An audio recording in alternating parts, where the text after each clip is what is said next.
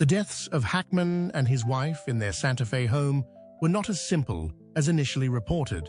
There were no signs of violence, but strange details emerged. 2 blue phones, a bottle of Tylenol, and conflicting evidence that made the case suspicious.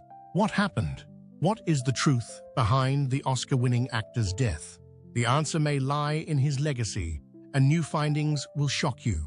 Discover the full story behind this tragedy. A shocking discovery. Recently, the internet was swamped with news that looked too stunning to comprehend. These headlines were posted on the internet. The body of the great actor Gene Hackman, who was famed for his performances that would live long in the memory, was discovered inside his house in Santa Fe. However, that was not the end of the tragedy. Additionally, his wife, Betsy Arakawa, and their cherished puppy were found to be lifeless alongside him. That the bodies of the American actor Gene Hackman, who won an Academy Award, and his wife Betsy have been discovered has been confirmed.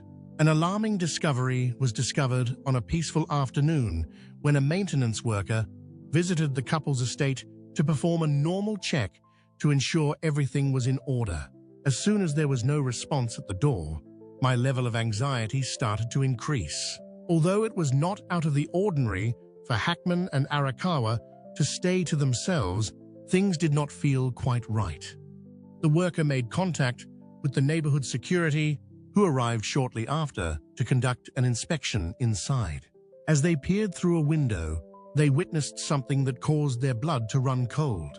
They saw Hackman and his wife lying lifeless inside the home. Without any hesitation, security dialed 911.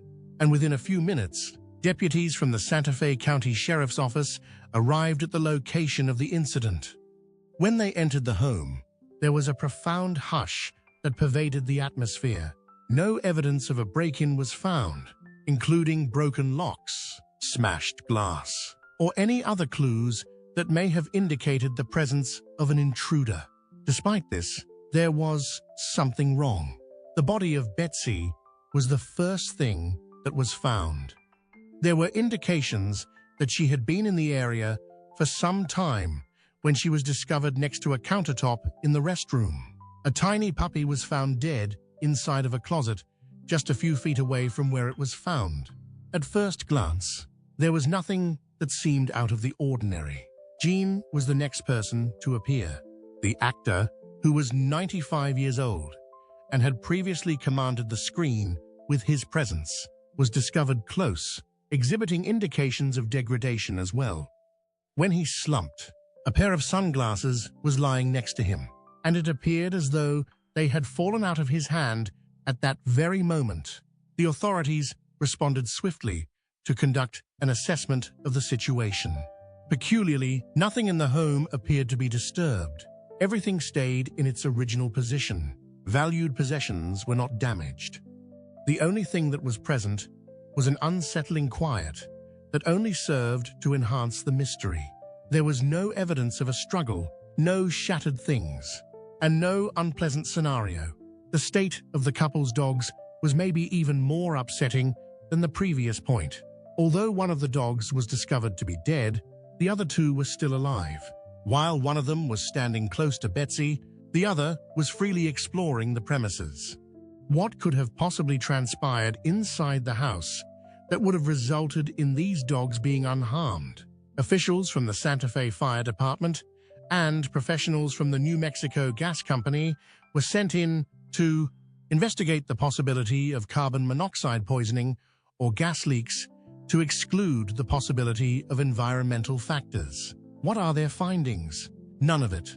The air proved free of any contaminants, the pipes were in good condition, and there was no indication of chemical exposure. The first tendency among the parliamentarians was to look for a natural explanation. Hackman was 95 years old, and Arakawa, who was 65 years old, was not immune to the risks associated with aging. There is a possibility that this was only a terrible instance of disease, or maybe a heartbreaking accident instead. But as the hours went by and more information came to light, The situation that was taking place inside the house appeared to be more and more peculiar. During the last few weeks, why had no one heard from them? What was the reason that Jean and Betsy were discovered in very different areas of the house? Why did one of the dogs pass away while the others were still alive? At first, nobody had any suspicions that the death was violent. On the other hand, as more parts of the jigsaw came to light, the circumstances surrounding their demise grew increasingly difficult to explain. As a result, the inquiry got underway. On the other hand, before we go any deeper into the findings of the research, let's have a look at the true identity of Jean. Who was the man behind the legendary roles? How did he go from a restless boy in Illinois to one of the most respected actors in Hollywood history? A Hollywood legend. At the time of his birth, on January 30th, 1930, Eugene Allen Hackman was residing in San Bernardino, California. Yet his formative years were anything but typical.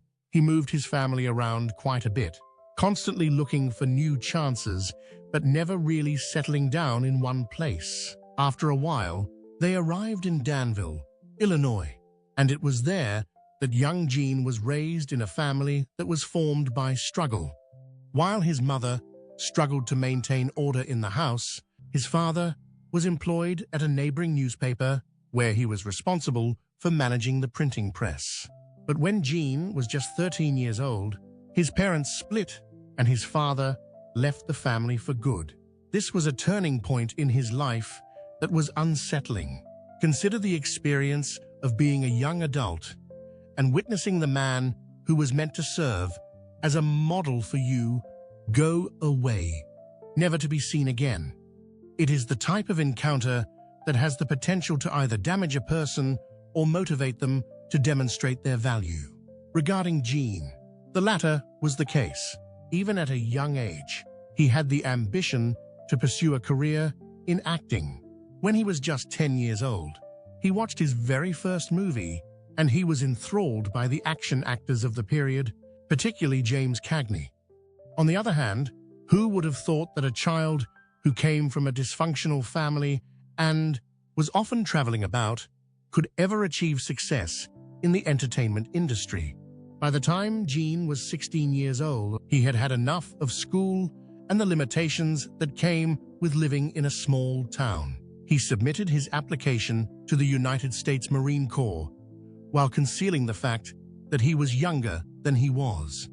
It is difficult to conceive of a young man who is just barely old enough to operate a motor vehicle deciding to serve in one of the most difficult branches of the armed forces. The Marines brought him to a location that was quite far away from his home. He was initially stationed in China, first in Qingdao and then in Shanghai. On the other hand, Jean was promptly relocated once the events of history transpired and China was conquered by communist forces in 1949. He spent time in both Hawaii and Japan. As a result of his position as a field radio operator, he was placed at the center of military activities, which provided him with a feeling of purpose, structure, and discipline. Even though he was serving his nation, he never stopped pursuing his boyhood passion of being an actor. He received an honorable discharge in 1951, after having served for 4.5 years. What followed was a string of odd jobs, and the future of the individual was unknown. He relocated to New York City and began doing any positions he could find to maintain his financial stability. However, another catastrophe occurred. In the year 1962, his mother passed away as a result of a fire that she sparked by mistake while smoking. Although it was yet another terrible blow, Jean could not allow life to defeat him. Jean was so determined to pursue his love that he used the GI Bill to afford his education at the University of Illinois, where he majored in journalism and television production. Despite this, he quickly dropped out of school and relocated to California to pursue acting on a full-time basis. The allure of Hollywood was too powerful. In the year 1956, he became a member of the Pasadena Playhouse, which is widely recognized as a training ground for acting aspirants. Around this time, he came into contact with a young Dustin Hoffman. Because they were both considered outsiders, the two instantly became friends with one another. Ironically, their peers didn't find them very impressive. Everyone voted that Gene and Hoffman had the lowest chance of being successful. I Hurt, the lowest possible score in the whole history of the Playhouse, was even given to Gene by one of the instructors. Are you able to wrap your head around how disheartening that must have been? To have it directly told to you that you will never be successful. However, rather than causing him to completely collapse, the rejection served to strengthen his resolve. After relocating to New York City, Gene shared tight rooms with Hoffman and Robert Duvall, another actor who was also having difficulty making a living. At the time, the three of them were simply young guys who were struggling financially and pursuing a goal that appeared to be unreachable. However, they would ultimately become superstars in the Hollywood industry. Gene did every work he could find to ensure his survival. Even at a Howard Johnson's restaurant, he worked as a doorman for that establishment. Gradually, Gene began to secure roles in smaller productions. Some television programs, including Route 66, Naked City, and The Defenders, featured him as a guest star. His debut in the film industry came with the picture Lilith, which also starred Gene Seberg and Warren Beatty. In the film Bonnie and Clyde, which was released in 1967, he portrayed the role of Buck Barrow, the brother of the notorious bandit Clyde. This role was his big break. Because of his outstanding performance in the film, Gene was nominated for an Academy Award in the category of Best Supporting Actor. The film was a huge success. All of a sudden, Hollywood began to take notice, but everything wasn't going according to plan. After 3 weeks of rehearsal, director Mike Nichols removed him from his role as Mr. Robinson in The Graduate, citing the fact that he was too young for the role. He had been cast in the role initially without any problems. However, Gene did not allow himself to be disheartened. There were further roles, such as Hawaii and Downhill Racer, among others. He was on the verge of becoming the television father of the Brady Bunch, but he declined the opportunity, which may have had a significant impact on his entire career. Rise of Gene Hackman. As early as the 1970s, he had gone from being a struggling actor to becoming a big participant in the industry. As soon as Hollywood recognized his innate talent, he began to get offers for roles that would ultimately determine the course of his career. It was his performance as the brutal and unyielding New York detective Jimmy Popeye Doyle in The French Connection in 1971 that propelled him to the forefront of the acting world. In this role, he was willing to do whatever it took to eliminate criminals. The performance, which garnered him the Academy Award for Best Actor, played a significant role in establishing his image in the Hollywood industry. Because of his performance in the movie, it is easy to understand why Gene was such a well-known actor. As opposed to merely playing out the part, he submerged himself in the character. His rage, hatred, and determination were all very much present. He was the one who brought everything to life. Gene had no interest in being just another action star. He was not interested in that at all. His ability to swap gears between serious parts, thrillers, comedies, and even westerns was extraordinary. He could even transfer gears between westerns. In the years that followed, he produced an incredible amount of work, and he starred in many films that would go on to become considered landmarks in the cinema industry. A film that he enjoyed was Scarecrow, 1973, in which he shared the screen with a younger version of Al Pacino. The film received widespread acclaim from film critics and was honored with the prestigious Palme d'Or at the Cannes Film Festival, although it did not achieve the level of commercial success that was anticipated. Gene was able to demonstrate that he was capable of doing more than just providing spectacular performances by playing a role that was more delicate and introspective. His talent might be beneficial to actors since it could help them become more nuanced and human. Following closely behind was Francis Ford Coppola's film, The Conversation. Harry Call, a surveillance expert who becomes embroiled in a conspiracy of secrecy and paranoia, was the character that Jean represented in this role.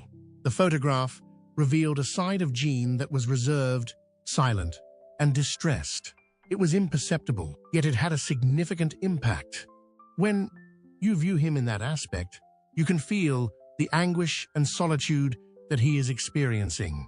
In recognition of the performance, which was yet another acting masterpiece, the film was nominated for an Academy Award in the category of Best Picture. Then, just when it appeared like Jean had achieved everything, he surprised everyone by moving into the realm of humor. In the 1978 film Superman, the movie, he played the role of Lex Luthor, a villain who was both seductive and icy. He did an outstanding job portraying a role that was unlike anything he had ever done before.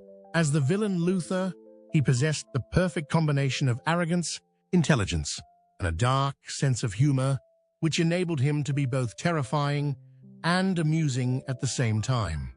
Following his performance as Luthor in 2 further Superman films, he became one of the most well-known antagonists in the history of film. Jean continued to take on challenging and varied roles, even though he had nothing else to offer by the time the 1980s and 1990s rolled around. It is because of his performance as a basketball coach in the illustrious sports movie Hoosiers that he is considered to be one of the greatest actors in the history of cinema. His powerful performance in Mississippi Burning, in which he played an FBI agent investigating the killings of civil rights leaders in the South, earned him another nomination for an Academy Award. He was nominated for the award. Among his most famous performances was the one he gave in the film Unforgiven, which was released in 1992. Not your typical Western. Directed by Clint Eastwood, this is not your typical Western. Not only was it dark and dirty, but it was also quite realistic. Little Bill Daggett, a vicious sheriff who claimed to be administering justice but was nothing more than a terrible monster, was portrayed by Jean, who performed the character of Little Bill Daggett. Because of the horrifying nature of his performance, he was awarded the Oscar for Best Supporting Actor, which was his second award of the evening. Even as he got older, Jean never ceased going out of his way to surprise people. Following over half a century of working in the entertainment industry, Jean decided to retire from acting in the early 2000s. This was his final film, which was released in 2004, and it was a comical light film called Welcome to Mooseport. Although it was not a huge hit, it was a fantastic way to cap a successful career. Betsy Arakawa had a crucial part in Gene Hackman's life, even though she is not as well known as her renowned spouse. The Woman Who Stood by Gene Hackman. Betsy Arakawa, who was born in Hawaii in December 1959, was a talented pianist from the time she was a little child. In Honolulu, where she was born and reared, she began her musical education by taking piano lessons at a young age. When she was just 11 years old, she performed in youth concerts in the Honolulu International Center Concert Hall, which was attended by thousands of people looking to watch her perform. Consider the following scenario. A little child is performing on a gorgeous platform in front of a crowd that appears to be unending. She possesses a remarkable gift that will certainly continue to be a part of her life for the rest of her days.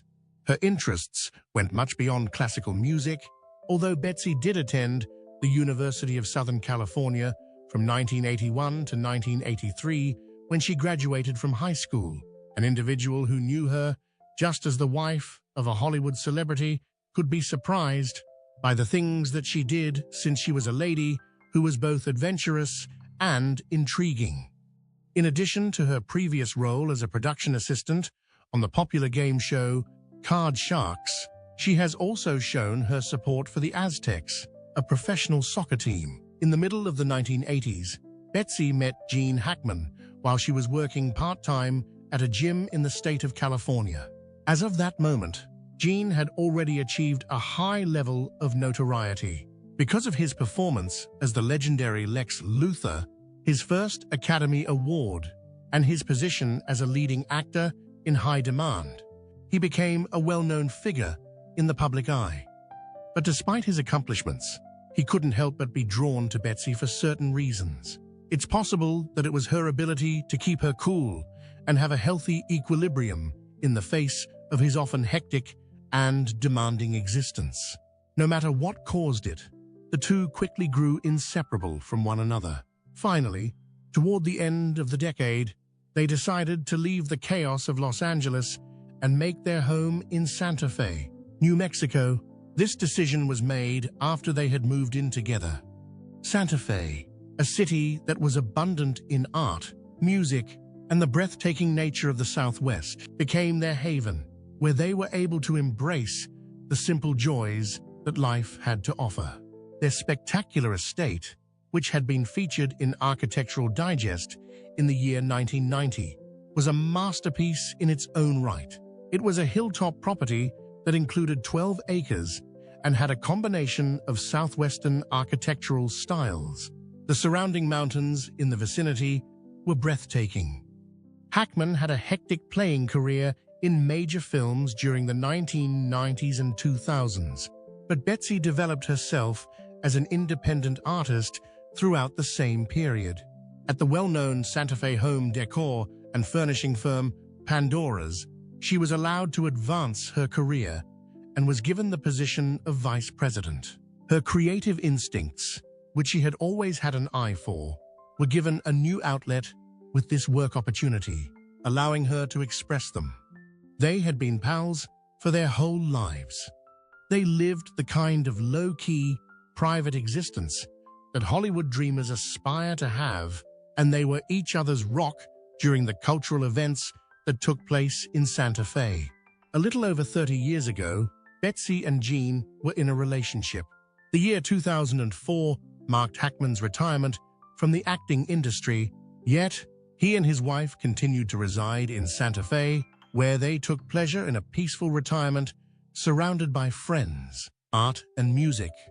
In addition, after the story, they went out into the world together. Those indications that were not spoken about.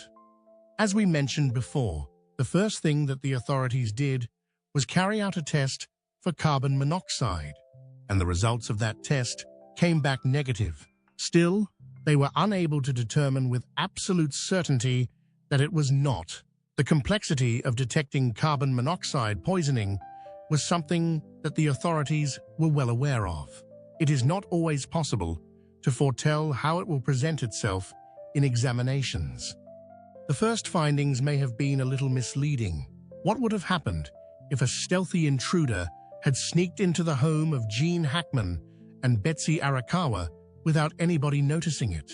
In circumstances such as these, one of the first things that authorities look for is evidence of carbon monoxide poisoning. You won't even be able to detect it because it is odorless and has no discernible color either.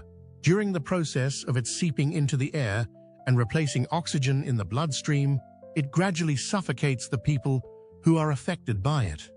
However, Dr. Philip Keene, who is now retired from his position as chief medical examiner, made a significant point. If the first tests came out negative, the probability of carbon monoxide poisoning being the cause of death would be rather low. Despite this, the police were not yet ready to dismiss the possibility completely, merely because toxicological testing is not rapid and can provide negative results. If the leak in the house had been relatively slight, it is possible that there would not have been sufficient time for the amounts of carbon monoxide in the deceased person to be identified. However, as they continued their investigation, they came upon something else that piqued their curiosity even further. The unexpected. The medication. It is abundant. The symptoms of high blood pressure, chest discomfort, and thyroid problems might all be treated with medicines. In addition, there were data about medical testing and Tylenol. Nevertheless, who was the owner of these pharmaceuticals? None of the authorities would disclose. Except for the pill bottles that were discovered in the bathroom next to Jean's body, they were aware that none of the pill bottles had been spilled or moved out of their proper location. Had she abruptly dropped to the ground when she was reaching for her medication? Or was there something else that took place? There was no room for error on the part of the detectives. They were able to collect the bottles and then send them out for additional examination. The completion of toxicology testing would take several weeks, but the findings might indicate if any of these medicines, or a potentially lethal combination of them, had a part in the deaths of the individuals. Another frightening revelation emerged at that moment: what condition their bodies were in. The bodies of Hackman and Arakawa had been deceased for a sufficient amount of time for the process of mummification to commence. The dry, high-altitude environment of Santa Fe had expedited the process of decomposition, as shown by the fact that her hands and feet had already begun the process. However, because no security cameras or clear records were recording the time that they were last seen alive, the detectives had no means of determining exactly when they had passed away. When they reached that point, they decided to use one last piece of technology. It is Jean's pacemaker, a device that was supposed to regulate Jean's heartbeat. A pacemaker had been implanted surgically in his chest. Gene Hackman, an actor, was probably dead for 9 days before the bodies of his wife and himself were discovered, according to the pacemaker that he wore. In addition, as the investigators quickly discovered, pacemakers are not just responsible for keeping a person alive, they also retain data. When the pacemaker is activated, it leaves a digital record which may be compared to a timeline of heartbeats that can be inspected by medical professionals. The authorities had high hopes that by examining Jean's pacemaker, they would be able to determine the precise minute that he passed away. These individuals would have a far better understanding of the sequence of events that led up to their deaths if they were able to accomplish that. Their findings came as a complete surprise. The most recent activity that was recorded on Hackman's pacemaker occurred on February 17th, which was 9 days before the discovery of their remains. Before anyone discovered that something was wrong, he had been dead for more than a week. According to this information, what would have happened to Arakawa if he had passed away first? Is it possible that she perished at the same time, or had she continued to live for several days after he had passed away? More than ever, the time frame was a source of confusion. Nothing made sense at this point, and with each new piece of information that came to light, it became more and more obvious that this was not a straightforward instance of natural causes. To be more specific, what precisely did the investigators discover inside the residence of Gene Hackman and Betsy Arakawa? Furthermore, what information can we glean from these artifacts on the final days of their lives? Authorities went to the Santa Fe estate with the expectation of discovering answers when they accessed the property. As a result, they discovered further questions. The 6 clues that could unlock the mystery. Within a short period, the detectives found 6 critical artifacts that could provide the answers. In addition to 3 different prescriptions, there are 2 mobile phones, medical records, and a calendar planner for the year 2025. It contained 2 mobile phones that were green and colorful, 2 bottles of medicine, 1 bottle of Tylenol that was available without a prescription, my request for medical records, and a monthly planner calendar for the year 2025. It was possible that each of these items would give essential information regarding the events that took place within that house before the rest of the world became aware that something was wrong. The first significant evidence was 2 cell phones that were green in hue. A person's phone can store a digital trace of their final moments, including their messages, calls, voicemails, search history, and GPS positions. They were taken into custody by investigators to get a better understanding of the couple's final days. Who had they spoken to most recently? Had they made an effort to get assistance? While Jean had already gone, Had Betsy been making a phone call to someone else? After that, there came the most important question I had. Could there have been something on those phones that someone wanted to keep hidden from the public? After that, the monthly planner for the year 2025 arrived. Even though it could appear to be nothing more than a commonplace item, a calendar can be a very illuminating tool in situations such as these. They are utilized by individuals to note appointments, meetings, plans, and even reminders regarding drugs. Did either Betsy or Jean have a planned appointment with the doctor? Were there any notes about their state of health? Were there any hints of problems in the writing that they produced? Would their planner indicate that they had been having difficulties, whether it be with their health or with something else? It was discovered that 3 distinct kinds of medicine had been removed from the premises. Medications for the thyroid are a regular prescription, but may they be an indication of more serious health problems? In the treatment of chest discomfort and excessive blood pressure, diltiazem is administered. A straightforward pain medicine that can be purchased without a prescription, Tylenol takes on a new meaning when it is discovered close to a deceased individual. The finding of a bottle of medications that had been strewn around on the bathroom counter next to Betsy's body was what caused the most anxiety. Had she passed out as she was taking them on? Could she have taken too many? What if they had been left there by someone else? In response to the question of whether or not the drugs may have been related to their deaths, Sheriff Mendoza did not rule out any possibilities. Although it was obvious that toxicological testing would play a significant part in gaining an understanding of what had occurred, the findings would not be available for many weeks. All that anyone had up until that point were theories, some new evidence. The investigators found that there were even more elements that did not sit well with them. In addition to these 6 instances, investigative officers were having a difficult time putting together a timetable. Because of the couple's reputation for being exclusive, it was impossible to ascertain the most recent time that anybody had seen or communicated with them. One thing, however, was becoming more and more certain. Their deaths were not as straightforward as they had initially appeared to be. However, just when they believed that they had acquired all of the evidence and that the entire case could not possibly become any more convoluted, fresh evidence was discovered at Gene Hackman's estate that would leave you speechless, just as it had left the police officers dumbfounded. The information was also brought to the attention of Tucker Carlson, who informed his co-workers about it before shooting his show. Tucker reportedly stated that this is startling, as reported by sources. To think that no one had checked on them before is incomprehensible, especially when one considers the findings of the police. When he made that statement, he was alluding to the fact that the police had found the front door unlocked while the rear door was determined to be slightly ajar. Following the discovery of this new evidence, the authorities started to abandon the notion that their deaths were the result of a natural or accidental cause.